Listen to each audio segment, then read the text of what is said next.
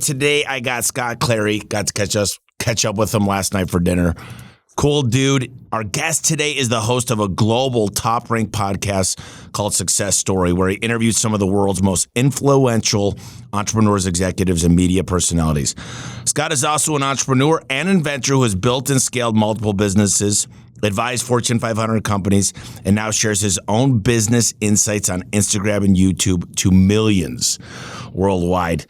Tell the audience a little bit about you, brother. Well, you got a good little introduction going.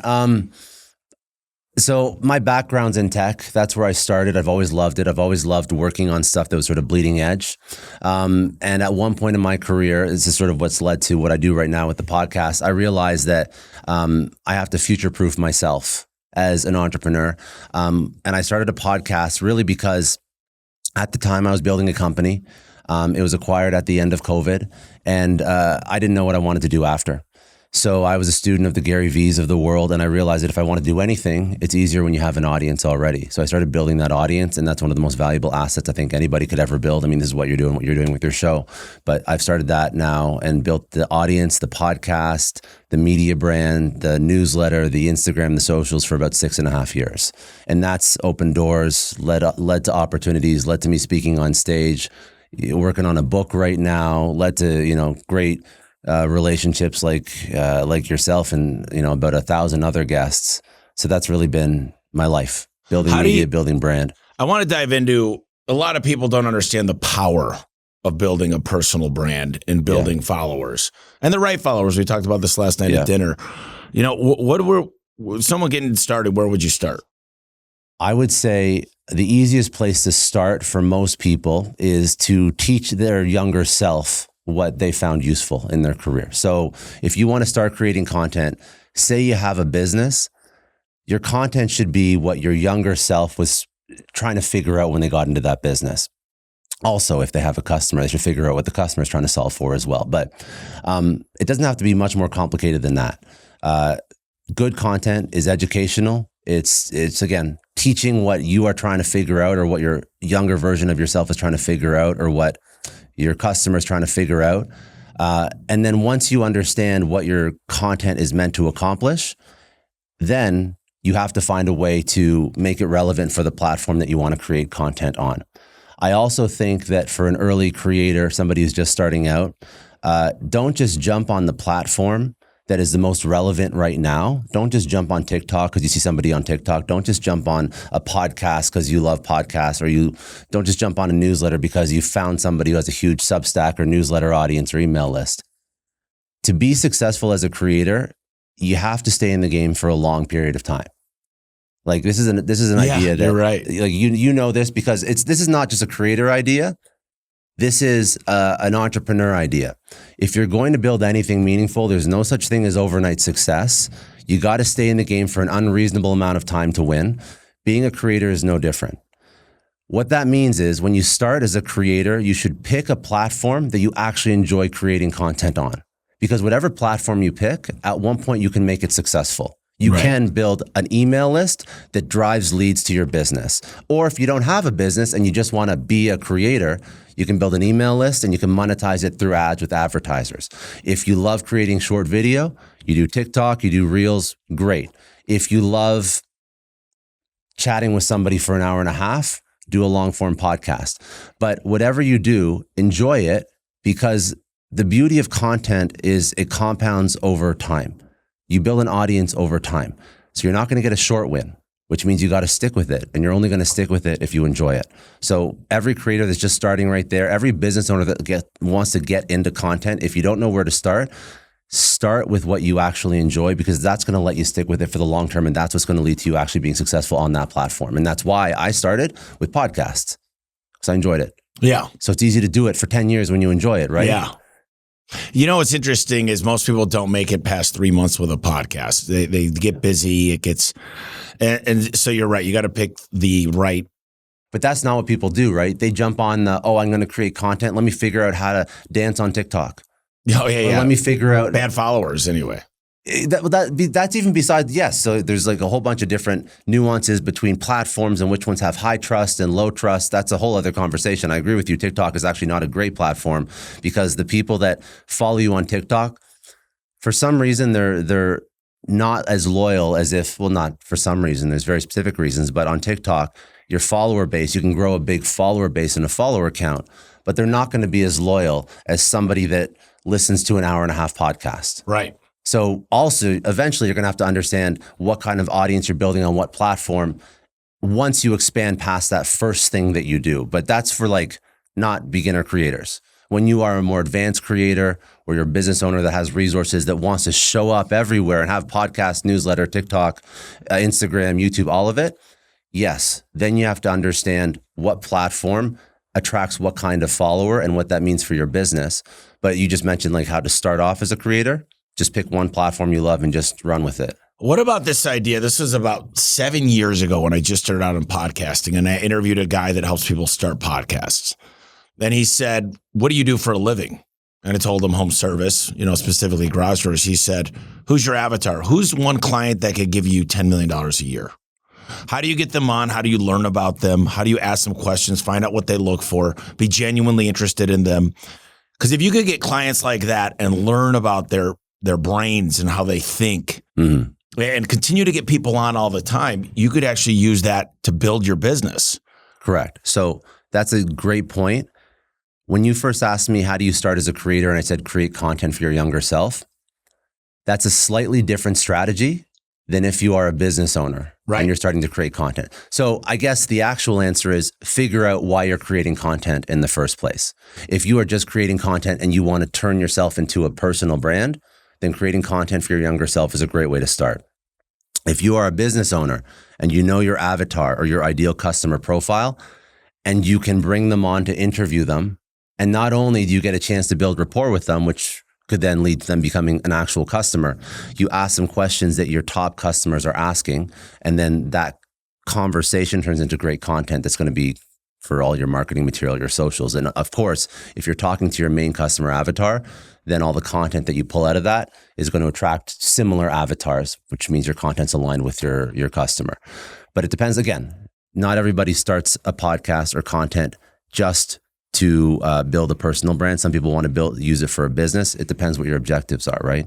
Yeah, Dan Martell said to me, actually Brennan Kane too, everybody's like, you're really lucky because most people grow this massive following and they try to figure out what they want to do with it. After they've So now they got all these followers and they're like, and you and I spoke about that last night. I know who my clients are, and actually, it's not just one business; it's business owners. We're probably going to start rolling companies up. So there's a bunch of different audience. What's weird about what I do now is I could go to like the Dairy Queen and learn a little lesson there for some type of business because I'm involved with a lot of things. But A1's still my main business. But I think that the main thing is you got to stick to it. That's the best advice. If you're going to do it, don't quit. Don't expect in a year. I told you last night, this gal, I read about her, or I might have seen an Instagram about her. She's like, I only have 990 followers and she makes $150,000 a year just selling to that loyal audience. And we both get trapped in the idea of how many likes, how many shares, how did it grow? And quantity doesn't always mean quality. 1,000%. But this is why people chase vanity metrics, because their ego is driving their decision when it comes to their personal brand and their content. For most business owners, you're right. They have the luxury of having a product that they can actually sell.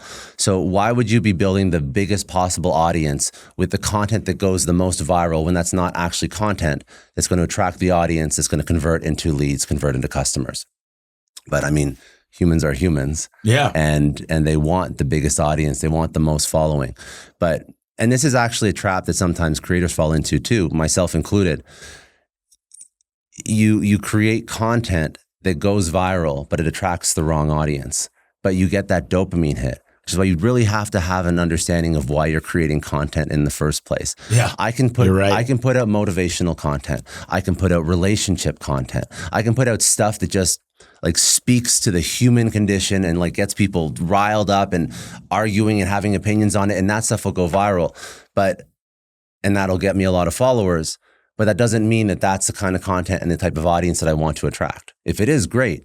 But a lot of people fall into that trap. Have you ever been with maybe someone you wanted to be a guest and their media team reaches out and says, we only work with people with this many followers?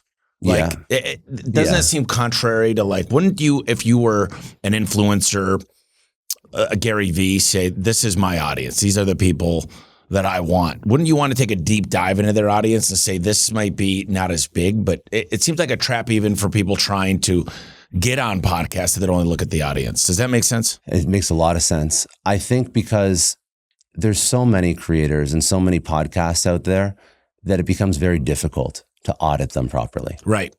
So I agree with you. I think that if you're trying to, guest on podcasts and get some more exposure, just because you go on the biggest possible show, it doesn't really actually mean anything if you're trying to get the right audience for your business. I agree with you. I think that people should do a deep dive and look at like how aligned is that audience with the actual product that I'm selling. But I think that most people, they don't put that much energy or effort into it, and they just go for the biggest following. And they say, well, if this podcaster has a huge following, I want to get on his or her show. I think that's wrong. I think that's a mistake. But not everybody's doing social right. Not everybody knows this world. But that's a really smart move, because you can get into some niche shows and get in front of some niche audiences that if you speak to that audience and you're in like any particular industry, my goodness, you could have 10% of that audience convert into customers. Oh yeah. That's way more useful than going on some huge motivation mindset podcast that has 1 million listeners, a Tony Robbins, but nobody really gives a shit. Nobody's your customer. Right. So you're right. I don't think people do that research, but you're right. But this is also a trap that business owners fall into when they start paying influencers. So they start paying the biggest possible influencer with the biggest possible audience, and influencers are asking for tens or sometimes hundreds of thousands of dollars to run these campaigns, and it's just like a spray and pray approach. Hopefully, if somebody in the audience is my customer, they're going to convert into a follower, convert into a lead, convert into revenue. But really, at least from what I found when I've been on the other side, and when I've been launching products and paying influencers, I found that niche and smaller micro influencers do much better with targeted audiences. I think that most business owners, they learn the hard way by blowing a lot of money than realizing that like the biggest name is not the most effective name. Brandon Kane talks about finding, and him, he talks about like the guy that, I told you I was like, he walks up to the car and asks. A School of Hard Knocks. School of Hard Knocks. Yeah. Brain fart. He literally walks up and he does that every time. It's the same thing, different people. And he says, once you find that hook, use the same one every time. Yeah. Like the audience knows it, it expects it, it likes it. What are your thoughts on making content? He calls it the right format. Once you find your format, you stick to it. If you're walking, you're on a walk every time, selfie. Yeah. That one works too. If you find something that's, you have a dish of food and that like it's an inspiration. It's kind of the hook and the picture and the thumbnail that Mr. Beast talks about that gets people to come in. So Brendan Kane's a very smart marketer. And I've had him on the show twice now, and he speaks about all the different formats that just work. School of Hard Knocks, like you mentioned, is one of them. There's a million other formats that sort of predictably work. Now, I'm not an expert. I'm not his company. He has a company called Hookpoint. They research tons of data points. But from what I've learned from him, and probably spoke about this on your show as well, you can find a type of content that works, like interview style, or right now there's a lot of podcast content where you see talking head. That works really, really well. And then you find a way to, interpret your message through that style of content, and then you just triple down on it. So yes, to your point, yes, that's exactly what you should do. I think the trap that people fall into when it comes to content is two traps.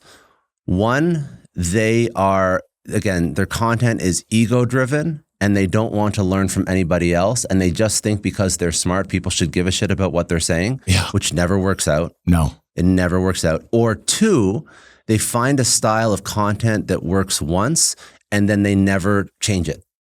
And then 5 years later, they're doing the same kind of content. Right.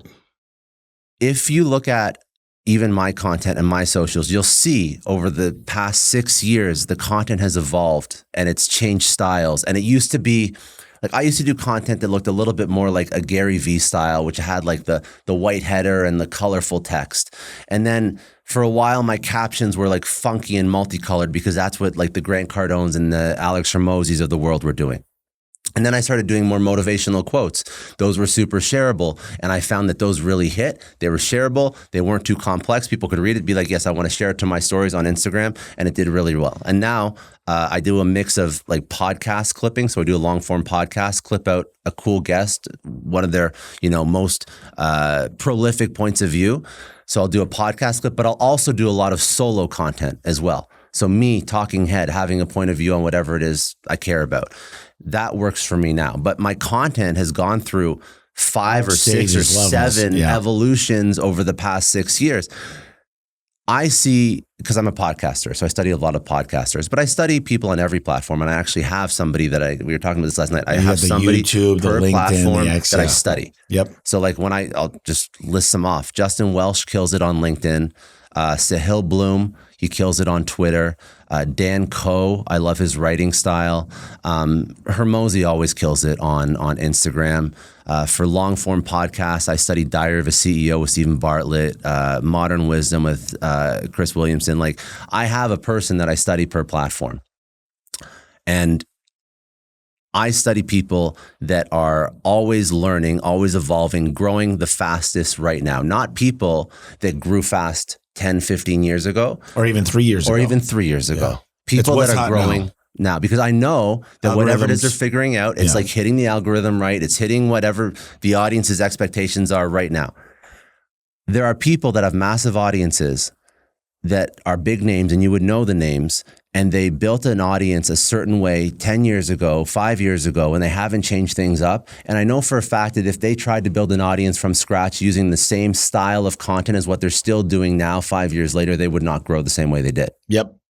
So they had some success, they had some luck, right time, right place, but they haven't evolved ever since. So you gotta keep evolving. You gotta keep studying. It's like, I don't know why people treat content any different than their business. Right. Your business, when you start a business, you don't start it and 10 years later, it's the same business as when you started. Like that's insane. Any business owner would be like, no, I'd be out of business. You didn't change your product. You didn't change your pitch, your positioning, didn't update your website, didn't understand how your customers' needs evolved. Yeah, there's some similarities for sure, but things evolve over time. If you don't take the same approach to your content, it's a marketing channel. The marketing channel becomes less effective over time. So you always have to be studying. And if you don't want to do it, somebody on your team should be, if you're hiring a marketer, you should have somebody that can list off the influencers that influence them and their content style. They should have somebody. If you're like, listen, I want to grow my Instagram. Who's your favorite Instagrammer? That's really good. I love that. And if they don't have an answer, then they don't study it. Right. Every person who's good at social studies is not a me thing. Ask any of those people on that list I just gave you. They've got a team like Martel. Exactly. I mean, he's got a whole team that does it. I would say that Martel grew very quickly, and he's so obsessed with content. Then yes, he has a team for sure, and he has Sam. I don't know if you met Sam. No, he has a great guy. He works out with him every day. Exactly, and they get along. It took years for that to come together. It didn't happen overnight. Dan would still know which content creators he looks up to, even though his team's doing the research. 100%. You know what's interesting is PayPal just hired a guy to be the CEO of content. I saw that. Yeah. So $200,000 a year. And basically, they say the founder is just as important as the business. And here's the worst it wasn't even a compliment. It was advice for me. I've had so many people that are like, who's bigger, A1 or Tommy Mello?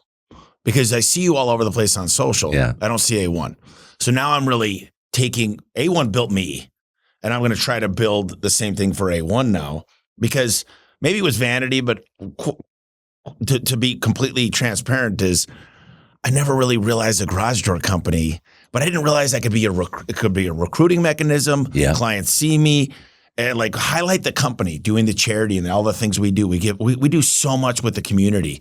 And so I'm going to start, every other post will probably be about A1.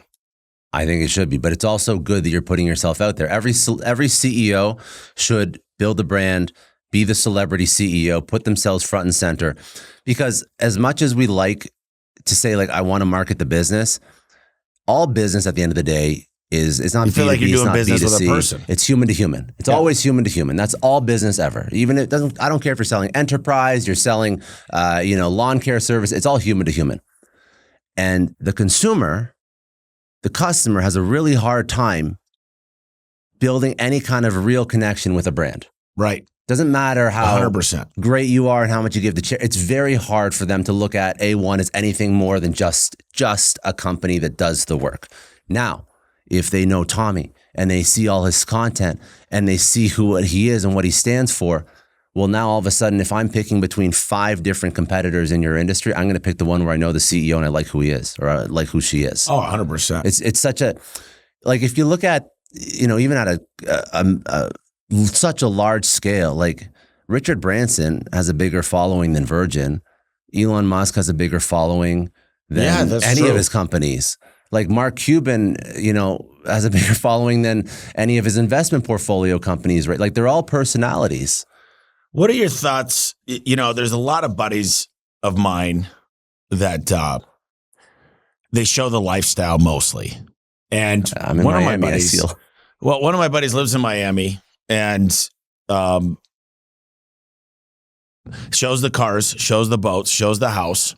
Not very good content, but has an unbelievable amount of followers. And I think a lot of people want that lifestyle and they listen because he's successful. So what are your thoughts on that? Because I've stayed away from that, but I just did a tour of the house, like a quick one, and it murdered it. Yeah. And the question is, like, I always wanted to be humble and not like be like this vanity, like, look what I have. Because I want to be careful about what people view me as a success for a business. I was with Damon John and he's like, I don't care when people come up to me like a singer. They don't tell me to sing a song. They tell me their entrepreneurial dream. Yeah. But what are your thoughts on that kind of play of like the planes I get on and the stuff, the private stuff? The people that I see doing that the most, they're usually fake. Yeah. So they're usually fake. They're usually selling something. Right. They're usually selling the lifestyle, and they usually have a product that sort of alludes to the fact that if you take their course, follow these steps, you're going to get the same outcome as them. So if somebody is genuinely successful, do you. If you want to post your house and all that stuff, but the richest and most successful and wealthiest and smartest people I know, they don't post content like that. Yep. They really don't. Because what they've accomplished speaks for itself. Right. You can go Google the company they sold. They don't have to prove anything anymore. Well, I was with Perry Belcher, Ryan Dice, Frank Kern. This is years ago. These are old school marketers, by the way. Yeah, we were in Vegas, and I said, I want to be like you guys, talk on stages, do that. And they said, why? They said, we got to come with new gimmick products to sell. Yeah. I mean, this is a long time ago. I'm not trying to say, but they're like, now we sell like ties, suit ties. And we do these studies and the audience loves it. And we are good marketers. But back then I was still doing a lot in garage doors. They said, who's the CEO of Home Depot? I go, I don't know. He goes, who's the CEO of Lowe's? And they were just who's the CEO of Ace Hardware? Yeah. They were trying to be home service kind of. And I go, I don't know. They're like, exactly. And now it's different. Like you said, you got to evolve. They need to know who you are. But these guys kind of fade into the sunset and they live their best life. And some people want to get known. And then when you get known, like Tom Cruise, that dude can't go anywhere for privacy. Yeah. I can't remember who said this quote, but it was something along the lines of, I wish everybody would be rich and famous at one point just to realize that you don't really need the fame, you just need the money. It's some famous actor. It's like I can't remember who it is exactly, but I think that, listen, if you're just building an audience, again, just for your ego, you're in the wrong game. I think building an audience should be a means to an end. I think it should be to build a business, sell a product. Like there should be some commercial activity attached to it. Like I love podcasting, but if you're going to ask me like, hey, would I be marketing the shit out of my podcast until I'm 90 years old if I could retire on a beach somewhere? Maybe not. Maybe I just do it for fun. Maybe I just do it for fun now, as opposed to doing it as a business. Right. There's a difference, right? When you're building a business, you have to be obsessed with the thing. You have to do it nonstop. You have to build systems and processes around it. Great. Don't mind it. I love playing entrepreneur. This is what I've been doing my whole life. This is what you do your whole life. This is what a lot of people listen to this do. But it's not relaxing. It's not chill. It's still a business at the end of the day. So if you have a viable business that's making money, that's doing well, look at content. And this is why I'm so trying to get people to just understand, like, create the content that drives revenue for the business, not just create content to become famous. Being famous doesn't benefit anybody. It just is serving your own ego. That's all it is. But if you create content and you build an audience, it drives revenue. Great. That's how you use content. That's how you use social media. So I think people have to get over themselves. You know what I just thought of? I'm going to go to, there's tools out there. I'm going to go to the biggest home service, whether they're plumbers or whatever. And then I'm going to say, I'm going to call them and they will pick up my call because somehow now I've got that ability. And I'm going to say, forget about your top liked and shared posts or your favorite most comments. Which one drove the most business and why? And have you guys analyzed it? Yeah. And then I call it R&D, rip off and duplicate. Yeah. And them telling me will not make them any less successful. That's what's so cool about it. It doesn't mean I'm going to beat them at something. They're glad to share. Exactly. What do you think about sponsored ads? I mean, if you're trying to grow a following and you're going to do not giveaway stuff, but do you think using the sponsored stuff makes sense if you're trying to grow fast? So you're saying like a lookalike audience and you could pay for the ad to pop up in front of the right people? So... But it's not. I'm not not for selling a product to get them to follow you, to grow the audience, and trust you. No. So it's got to be organic. It has to be organic. This is why it's very important to understand how to drive organic growth on every single platform. A couple thoughts on. There's sort of 3 ways to grow anything, any business. But again, content is a business, right? So if you grow a business, you can use ads, like you just mentioned. You can use collaborations with other creators, or in business, it'd be like a JV, or you can grow organically. So if you are building a podcast, a newsletter, an Instagram, organic growth just looks like content that hits with an audience. That's all it is. If the content resonates, if it's shareable, if people subscribe to you on YouTube without you spending $1, if people subscribe to your email list without spending $1 just because they love the way you think and the way you write, that's organic growth. This is also why, honestly, if you were going to ever run any paid ads, you should only use the content that resonates organically. Yeah, the stuff that went organic. That's you your can test. use that for paid if you want to do that. Now, the other way to grow, especially with a podcast, is to do collaborations with other creators. So I would say the best growth that I've had that is not just organic is when there's something called a feed drop. So what that means, you take a full episode from your show and I put it on your podcast, and I take a full episode of your show and I put it on my podcast, and we record a little intro, say, hey, if you like this show, here's a full episode. If the content hits with you, go subscribe wherever you get your podcast, and then listen to, Tommy's show. So what I'm doing there is I'm not just collaborating with another creator, I'm collaborating with another podcaster, right? Which is huge. Sometimes people try and do collaborations and they say like, well, I have this podcast. Can you share it on your Instagram story after I bring you on the show? Yeah, it can work. But you also have to understand that if I'm sharing a podcast on someone else's Instagram, it's a different kind of audience. Right. That's true. So I'm trying to get somebody who's scrolling on Instagram to listen to an hour and a half long piece of content. Well, that's tough. A percentage will, but not 100%. But if I want to grow a podcast, I say, let's do a feed swap like I just described. Yeah. That means that everybody who's listening to your podcast loves podcasts. Everyone who's listening to my podcast loves podcasts. All I'm saying is like, hey, here's another option. Go check it out. So the best collaborations are not just with like another creator that's in your niche that is sort of like in the same category, entrepreneurship, mindset, relationship. You got to pick somebody in your niche for sure.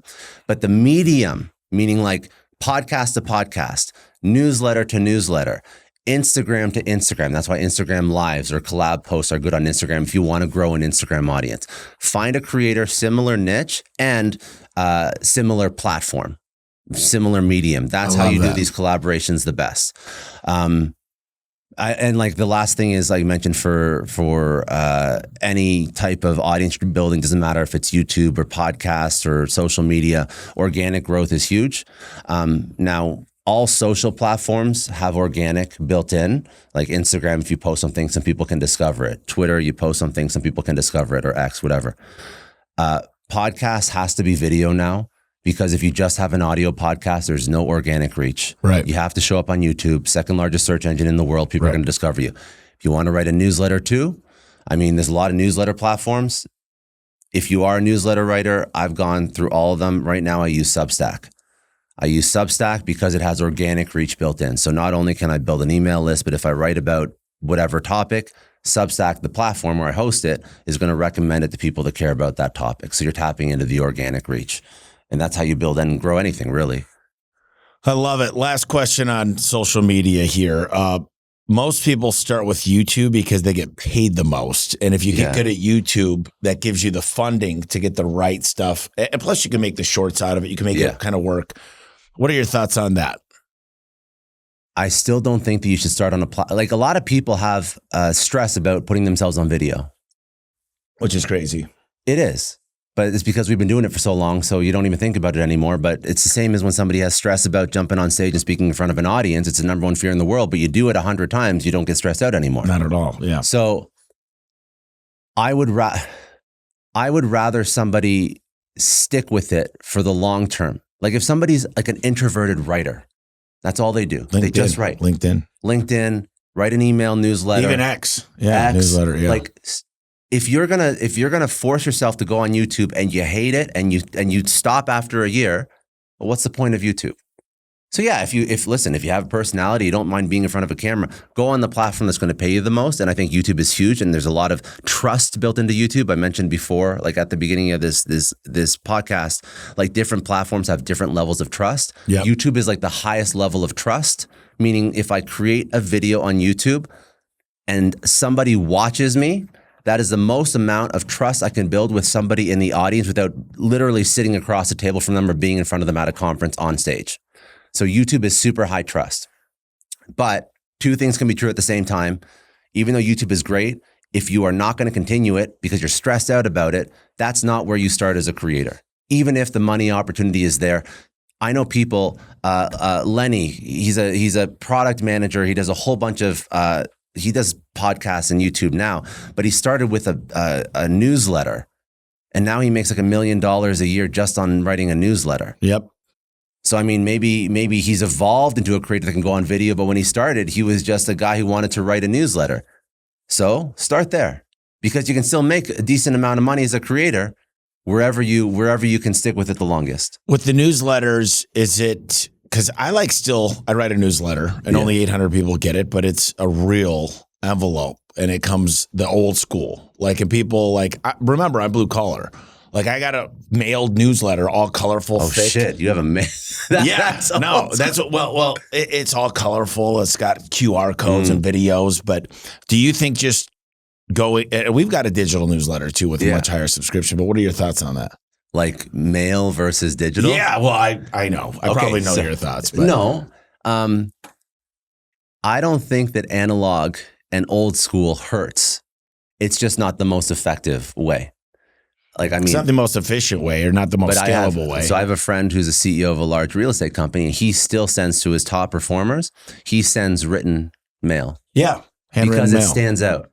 I think that the answer is depends on what you're trying to accomplish, right? If you are just trying to reach 300, 400, 500, 1 million people, and you're trying to reach them every single week, and you have advertisers that want to get in front of those people, and for every newsletter subscriber that you add on, you get $1 or $2 of revenue, and you've done the math, and then you're going to want to just focus on scale, and you're going to want to focus on getting people to subscribe to your newsletter from your Instagram and your YouTube, and that's a business decision. Now, if I was trying to use a newsletter to close a deal or to get somebody's attention or to show that I actually care about them, then the physical thing still stands out. I mean, in enterprise sales, Like you can do outreach, and when you're reaching out to decision makers, you're trying to sell an expensive product, right? You can reach out on LinkedIn. You can reach out via email. You can cold email people. You can cold call them. But if you really want to get somebody's attention, you send them physical mail, or you send them a gift basket, or you send them a present, something that, is going to be put on their desk, because just going the extra mile, honestly, not many people do it. Well, So like your physical mail that's delivered, that stands out. People remember your name because of it. Does this ring a bell, John Rulin or Steve Sims? John Rulin. Giftology, and Steve Sims wrote Blue Fishing. I don't know these guys. They both passed away in the last year and a half. But John's rule was you never send a gift with your company name on it. No one wants that shit. If it's a bad gift. Well, here's the thing. He sent me a massive set of Cutco knives. I'm talking, and it's in this treasure box. And you open it up, there's a video of him gifting it. And he goes, here's the deal. Every time you look at those knives, who are you thinking about? Yeah, obviously, yeah. And he sent me this massive welcome mat that you saw last night at the house. It says Tommy and Bree. I think about him every time I see that. That picture of me and Finnegan was from him. Same thing as Steve was like, I was in Italy one day. I've got about 100 close associates that spend a fortune with me. Yeah. He goes to the bartender, do you have a coaster that we could handwrite the recipe of that margarita? And he said, why would I give you 100 coasters? And he goes, I'm going to get 100 rich people to come in here, including Richard Branson and all my people I work with. So they hand wrote this recipe on it. And then he sent a piece of mail just with a coaster in it and said, next time you're in Italy, check this place out. Make this, come here for the real thing, but try this margarita. Stands out. It's just those little things. And if you could automate, and it's got to be genuine, but I'm trying to figure out ways to more automate the idea to do it to more than just 100. I mean, we got 1,000 people here day one. Well, but you need to read those books. I'm going to send you those books. Please. I'll tell you one thing. Now, it won't automate the gifts, but there is a company called Handwritten. Yeah, I invested in a company called Simply Noted. Same thing. Same difference, yeah. So that's one way to scale handwritten notes. And it's my handwriting, and it's awesome. And it's crazy what technology can do. But let me ask you this. So you've had a lot of people on Success Stories. Guy Kawasaki, Patrick Bet-David, and more. What have you learned about success, and how would you define it? What are some of the biggest takeaways? That success is freedom. Success is freedom. Success is not just making more money. All the people on my show have made some amount of money. I've had billionaires on. I've had people that have exited for 8, 9 figures, like some really, really incredible entrepreneurs. I've had, you just mentioned some. I've had co-founder of Netflix, founder of Reebok, household name brands, right? There's multiple areas that you have to excel in to feel successful. So relationships, physical, mental health, some version of spirituality. Yes, money matters as well. But if you just make money and you're deficient in everything else, and I see people that exit, have more money than they know what to do. Get on drugs. Like, whether or not they're like physically ill, morbidly obese, 2 ex-wives, kids hate them. Like that's no one's version of success. But for some reason, probably because that's just the way they figured it out, they've been so focused on money that all the rest of their life has kind of gone to shit. And then they wake up one day and they realize that all they have is money. Well, that's what happened with Steve Jobs. I mean, he goes, I got more money than anybody would ever want, but yet I'm sitting here in a hospital with no one here next to me. And he said, if you don't take your food as medicine, you'll be taking medicine as food. I love that. So I think that true success, it doesn't mean that your whole life will always be balanced, because if you are going to build anything meaningful, you have to be obsessed, and there will be seasons of your life that are not balanced. That's fine. But just understand that there are seasons, meaning that season comes to an end at some point, and you have to make sure that you don't let all the other parts of your life fall by the wayside before it's too late. And this is, one of my favorite stories is Mark Randolph. So he was a co-founder of Netflix. And just to show you how important sort of balance is in life, every Tuesday when he was building Netflix, at 5:00, he would shut off from work completely and go on date night with his wife. And that was something that was like, he was religious about it. It doesn't matter what fires were going on in Netflix. He shut off Tuesday at 5 o'clock, went on date night with his wife.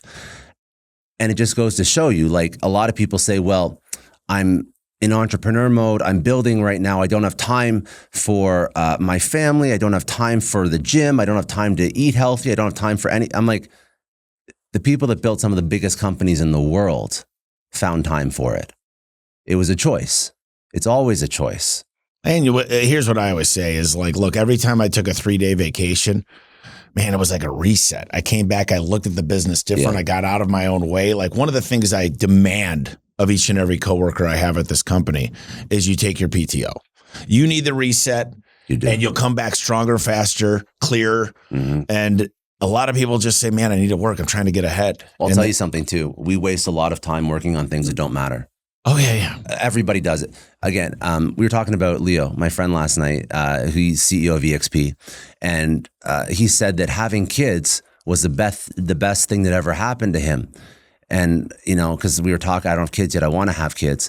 And I was saying like how stressed I am. I have no time. Like if I have kids, where am I going to find time for my kids? And he's like, no, Scott, you don't get it. Like when you have kids, you're forced to make time for your kids because you don't want to be an asshole absent father. Yeah. So you only can focus on the things that are actually important in your business, because if you focus on as much bullshit as you focused on right now, you wouldn't make time for your family. But when you have kids, all of a sudden, like you don't have time after 5 o'clock. You don't have time on the weekends. So what does that make you do? It makes you prioritize. More efficient. It makes you way more efficient. He's like, and I became a better entrepreneur and a more successful entrepreneur when I had kids, because I stopped doing the things that felt good to do but didn't really move the needle.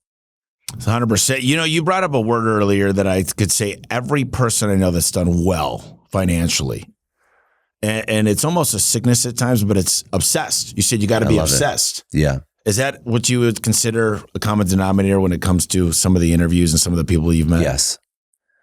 You can really tell who's real or not because of the level of obsession that they have with the thing that they do. So if you ask anybody about their business, it's like their eyes light up and they can talk about it for days. Yeah. Like they can just talk about it nonstop. And it doesn't matter what business it is. You go speak to, Joe Foster, who's the founder of Reebok. You speak to him about like shoes and basically how him and his brother built Reebok from the ground up and all the things they had to figure out with, athletes didn't want this and didn't want that. I don't know anything about shoes, but he would just talk about them nonstop. Another good friend of mine is Joseph Martin. He was the founder of BoxyCharm. He sold it for $500 million to Ipsy. Like, he can talk about makeup because that's what the product was. Right. Like he's like he's never been involved in makeup before, but after he built BoxyCharm, it was basically a product where you put all these different makeup samples in the box. Like my girlfriend knows this product very well. I think a lot of women do. They work with the Kardashians. I get the same thing with my dogs. It comes every month. Yeah, exactly. So he put all these the guy can talk about every single makeup influencer, every single piece of makeup, every single shade, he can just talk about it for days, for days. So this is what obsession means. It doesn't mean that you ruin the rest of your life building your business, but it means that you are so in it that all you want to do is just learn more and just research and just dive into it. Like you still have to have other parts of your life. And this is also why I think that if you have the right friends and the right partner or spouse who are also kind of in the same zone as you. They're entrepreneurs, they're building, I think it's very hard when you can be obsessed about something and your partner isn't. I think it's very difficult. Yeah, you were talking about Gina. She's obsessed with what she does. So she has a big account, she has a big audience, obviously different type of content than me, but she studies her content 24/7, 365, and then we can bounce ideas off each other. So it's not like, again, they say like there's no such thing as work-life balance, there's work-life integration. Yeah. When you have the right friends and the right spouse, the right partner, girlfriend, boyfriend, husband, wife, like your life becomes about building, and you're building together and you're bouncing ideas off each other and you're making each other better entrepreneurs and just better people. And it's just, you don't have to like hide a part of who you are for the people that are around you. Right. Because again, if you're going to build anything meaningful, you got to be a little bit obsessed about it, which means that like, it's fun to talk about the shit that you do. Oh yeah. Because you love it. You know, it's funny. A 21-year-old asked me recently, what's the number one thing you would do if you were me at 21? I'd say, be careful who you pick as a partner. Yeah. And probably go to the bars less than I did at 21. I think partner is huge. What's one piece of game-changing advice you wish you knew in your early 20s? Game-changing advice when I was early 20s. One idea that always comes up that I think is very, I don't know, it's very comforting, is that building anything, being an entrepreneur, it's not complicated. It's just a lot of hard work, meaning that if you stick with something long enough, you'll figure it out. I spoke about staying in the content game for a long enough period of time where, you start to become successful. The same idea applies to building any business. And I think that this is a beautiful idea because we didn't really get into this, but I think that a lot of people are stressed out right now. And there's more people that are interested in entrepreneurship than ever before because they felt their 9-to-5 let them down or whatever. There's a reason why they want to build something themselves. And I think that's a beautiful thing. I think that people they just have anxiety about, well, if I dive in and build my own business and take my life into my own hands, what if I fail, right? That's always the question. What if I fail? That's scary. I think that what I've learned from literally everybody I've spoken to is if you find a way to stay in the game long enough, if you learn, if you improve, if you iterate, it's almost impossible to fail. Failure is just when you can't afford to keep going, quit too soon, whatever it is. But if you find a way to stay in the game long enough, meaning if you want to be an entrepreneur, okay?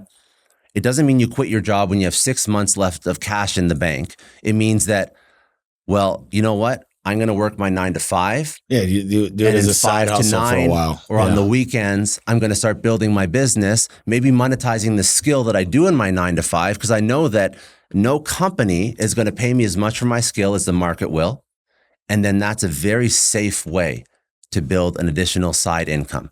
So I love that idea because it just sort of de-stresses entrepreneurship. Well, I tell people all the time that I don't think it's the best advice to always start a business because you see, when you see that picture of an ice, what is iceberg? That picture? Yeah, iceberg, and then underneath is like all the shit you got to go through. So a lot of people they see the glory side of it, but man, I'm like, somebody said, I want to build like you did, $100 million plus business. And I say, well, just tell me you don't have any kids. Yeah. That's the first thing. And they're like, well, I have 3. I'm like, well, you're never going to see them grow up. I said, number 2, why? Why do you want that? Like, if you don't have, what do you want to do with it? If there's a really big goal, do you want to retire your parents? Do you want to help out your sister and help out grandma? Like, if there's not a big why, well, you proved this possible. But I had a lot of whys. Yeah. And plus, it was really hard for me to have a personal relationship with anybody because I decided at 7 years old I wasn't going to let money tear my family apart like it did for me. So, but I'll tell you something though. So I would tell people that that's not a smart thing to do. You don't have to build $100 million business, but that's not what entrepreneurship has to be either. Why can't entrepreneurship be, I want to make an extra $500,000 a year?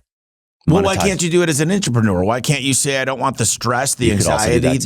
And listen, if you could get equity in a company and be able to put your work jacket up at home and be able to be a part of the equity pool, which is a profit units, equity incentive programs, phantom shares, there's a lot of ways to do this. But what it means is you're relentless.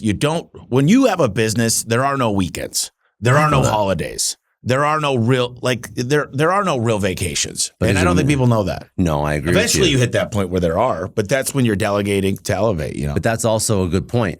So there's many ways to make money in this world, right? There's a lot of different ways to make money.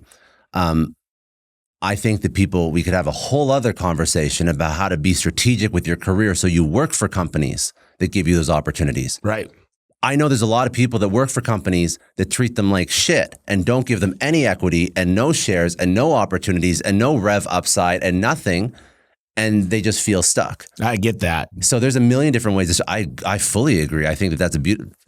When more companies act like A1 does and like how you treat like the people you work with, then they wouldn't have to be worried. But there's people that are making $70,000, $80,000 a year and they have no retirement, no pension, and they're just trying to figure out what the hell do I do when I'm 60 years old? Or like there's a medical emergency. So the advice about not building $100 million company, but not stressing so much about you taking your life into your own hands is for somebody that is working for that company that treats them like shit. I agree. You know, one of the things I thought about real quick is 3 feet from gold. And if you stick in it long enough, you're right near the end zone, and most people spike the ball. If you just stayed in the game a little bit longer, you're one hire away. So I love that idea of just stick it out. If you had $10 million tomorrow, what would you do with it? $10 million. $10 million showed up in your account. You got nothing else. You got no real estate. You got nothing. Where are you putting the money? I'd put a lot of it into, people that can teach me what I don't know to compress time. I would work with somebody that's built a podcast. Like I'd work with a Stephen Bartlett who just built a very big podcast very quickly. So I'd hire the right people that could teach me how to get from where I am to where they are in, a year or two, if possible. I'd put the money right back into my team and find the talent that could execute on that vision. Yeah, I mean, 10 million's more than you need to do. 10 million's more than you would need to do that right away, but I would just rinse and repeat. I mean, yeah, you can put money into passive assets. I've put money into real estate before, but I would say that most of my money goes right into like my education or getting access to people that I can't get access to or talent that knows more than me. That's really where all my money goes right now. That's so smart. You asked me yesterday how much I spend. I don't know if it was a question at dinner, how much I spend on personal development, but kind of how many coaches, who's coaching me. And I'm like, all I do is learn and extract. But the difference is you could learn a million things, but how much do you implement? And so many people, they take notes, they go to every single show. I mean, I go to a lot of home service shows. I'm a speaker at a lot of them. I see the same people there. Yeah. And guess what? I'm like, how much has your business grown the last 3 years? Remember what you told me you were going to do 3 years ago? Did you get it done? And it's like they're constant learners, but they never integrate or implement. Well, this is the thing. So yes, there's a lot of free information. You can go on YouTube and you can learn a lot. I love paying for it. The reason why it's good to pay is because it's an obligation. It's an obligation. And you will start to find that people that operate at the highest level, the highest performers, they hold people that they respect accountable. So if you enter, not just watching them on YouTube, but if you enter their circle, they know who you are. You're texting back and forth with them. Like they're not going to give this kind of access to everybody. But if you are at that level with them, like they don't want to see you fail. Well, yeah, you know, the last thing they want is 4 years down the road, you've been coaching them and there's not a really successful story. No. And I've even told people I work with, I don't know if I want you as a client until you can get this done.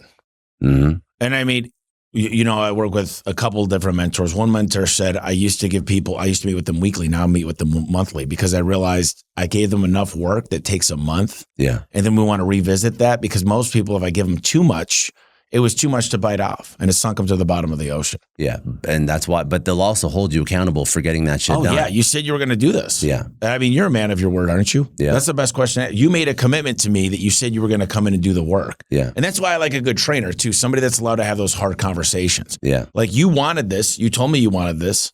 And yet here we are today. You're not at the body fat we discussed. You're not proud of yourself. And you've got an excuse. You got 168 hours in a week. What's going on? And most people don't like to have those conversations, but a great coach that's successful.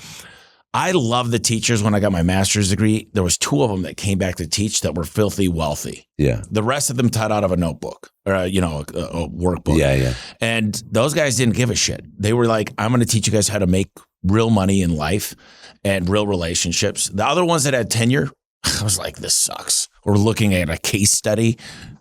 You can see the real ones. I fully agree. And how many coaches out there are fake and wannabes and don't really know what they're doing and don't have a pot to piss in? I think the majority.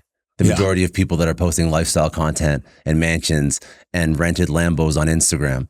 Yeah. Like the people that I want to learn from are the people where I can Google their business and see how, they built this, they exited for X amount of dollars. That's who I want to learn from. I like that word exit because somebody some people build a business that they never plan on selling. The first thing I say is, how many of you plan on exiting in the next 5 years? And I'm like, why? And they're like, well, we're taking enough out of the business to live. I'm like, what about the person that's been with you for 15 years? Yeah. What about how do they win? And if you don't have if you're not building a business to sell, there's a great book by John Warlow, Built to Sell. If you're not building it to sell, it's never run perfectly. If I said you got to sell your business in 6 months, you'd be like, well, I know I'd have to do this. Yeah. I know I'd have to get rid of, like, my uncle still works here, but he's just, I want to be able to sit down at Thanksgiving. All of a sudden you start making all these great changes. It's true. I mean, I like the angle that you took on that, because most of the time you talk about exit or not exit, it's only focused on the founder. It's only focused on what they want to do. And I would say that if you don't want to exit, it's a personal choice. You should know whether or not you want to exit when you start a business, but it's a very personal choice. Some people want to, pass it over to their kids, which whatever. Is bullshit. But it doesn't. Well, here's why it's bullshit. I had a buddy tell me that this morning. I go, yeah. How old are your kids? I know how old they are, 5 and 8. I said, you really think they want this business? I said, let them go where their heart wants. I was with a plumber with 5 kids from Australia. Yeah. He said, I'm passing the business on to my sons. They're all going to run it. I said, would you rather have mom and dad have $20 million and give you each 3 and go do your own thing, or possibly team up with a few of your brothers and watch mom and dad just live their best life ever? Yeah. Or would you rather take on the business together? And I said, Dad, you can't get mad. Each son said, I want mom and dad to have that, and we would split off and do our own thing. So what mom and dad want or grandparents want usually aren't what the kids want anyway. I mean, but that's life. That is life. That is always life. Like, parents always try and impose and live vicariously through their kids. It's, you're not wrong. I also think that, listen, if you're a great entrepreneur, and I've seen this with several of my friends, if you're a great entrepreneur and you can build it once, you should be able to build it again. Every time. Very easily. Well, now you got a stack of cash usually. So you hire top down versus bottom up. I mean, that's what Richard Branson would say. Well, you asked me what would I do with 10 million? It was talent. After education, it's talent. Yeah, education is, I agree with that. Education than talent, and the talent will pick the talent underneath them. When I was starting out, I didn't have a pot to piss in. The first thing I needed is somebody to answer phones because I couldn't get to them. The next person I had is somebody to do payroll.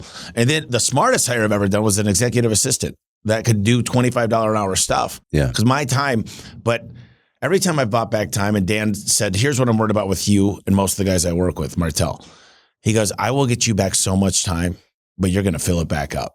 And you got to be careful what you fill it back up with. It's got to be $1 million things, $1 million an hour things. If not, and there's some things that don't look like $1 million, like calling a technician that's doing good. You know, how did that make you $1 million? To tell somebody they're doing great and you love them. But that to me, as I'm looking at other things like that, people focus so much on getting people in the front door, but they lose the great people out the back door. I agree. Well, that's why so I think that like A talent attracts other A players as well. And if you make the mistake of like hiring, B talent and they just kind of coast, it sets this expectation in the company that that's okay. And then other A players are turned off. Because they see that this B player that's kind of just half-assing it is allowed to exist. So if you have it, it's like hiring is very difficult. Hiring is exceptionally difficult. They say hire slow, fire fast. Like I fully agree with that. Obviously you don't want to make the wrong choice, but if you do, it's not just that person that it costs. It's like it can impact and influence the whole company. It's a virus. So you got to be very careful who you hire, which is why if you're starting a company and you have no money, I don't think it's bad if you can give a little bit of equity vested to people that can really change your company, true A talent. If you have the cash, then just don't be cheap. Right. But not everybody has the cash. It's tough. Yeah, that's what I did. I did equity incentive programs, and I got the right people on the bus, and they changed everything. A few good hires completely changed a few dials, and all of a sudden we started printing money. Of course. And that's the deal. Like people ask me what I would do for a CFO. I said, I'd go to find the $1 million CFO, like $1 million.